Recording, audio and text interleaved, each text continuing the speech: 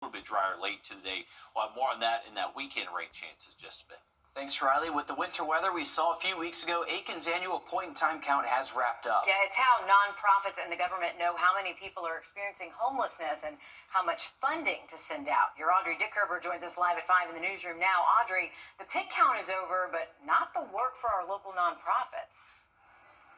That's right. And like you guys said, the pit count is a way for our local nonprofits and organizations to gather information to hopefully bring more resources to our community. But due to winter weather, the results were different than in years past. Pastor Kurt, who led this year's pit count in Aiken, says there were at least 600 people experiencing homelessness and over 1,500 in the CSRA as a whole. But this year, there were fewer volunteers counting in winter weather, taking away 2 days, and some didn't want to be included in the count, bringing the total to 40, despite at least 600 they know that are out there. Volunteers were able to get some of them off the street and into homes or rehab. Even though the official pit count is over, the work is just beginning. Our pit count is every day. We don't just do it for that one time for the government. We're out there counting each of these people every day and make sure they're still there the next.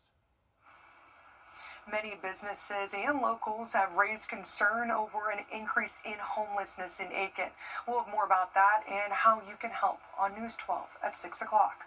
All right, thanks for that, Audrey. Wow, those numbers, that really puts into perspective how many fewer people they have counted this year. And we do appreciate our local organizations and volunteers for helping out with the pit count, too. Thanks, Audrey.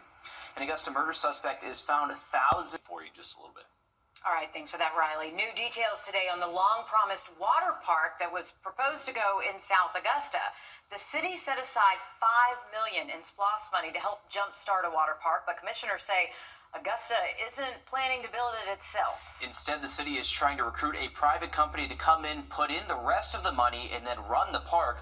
The city administrator says Destination Augusta has been collecting proposals and plans to meet with them tomorrow. In the meantime, we wanted to check in on some other improvements going on in South Augusta at Diamond Lakes Park, for example, and that's where we find your city government reporter, Sydney Hood, live at 5 with those updates. Sydney.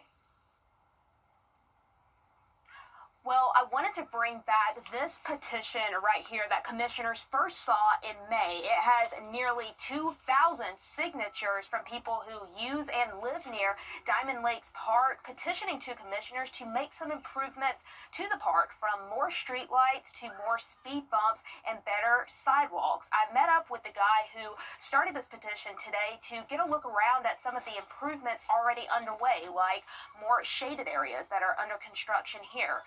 Now, the Parks and Recreation Department says that they've already started on installing the park benches, and next they'll move on to the sidewalks and the speed bumps. But as for that proposed water park conversation, which again the city administrator says she is meeting with Destination Augusta tomorrow to try and find a partner in that, the neighbors that I've spoken to around Diamond Lakes say that they would like to see that water park become a reality here to make a splash, not just for South Augusta, but for all of Richmond County.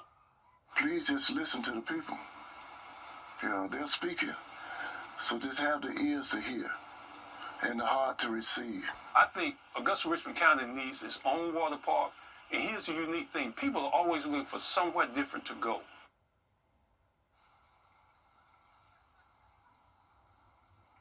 And of course, we're going to follow that proposed water park conversation and bring you the latest updates as the city administrator meets with Destination Augusta tomorrow. But coming up on News 12 at 6 o'clock, you'll hear from more South Augusta neighbors on what they say they'd like to see in their neighborhood. And we're interested to see what they have to say, of course, like you said, Sydney, and where this plan goes from here. It's something that was a major project that was talked about last year, along with the Augusta Arena, too. So it's something we're going to continue to watch. And I think we can talk about a water park now that it was almost 80 degrees today. I don't think it would have been okay discussion when it was still freezing. Yeah, right. Thanks, Sydney.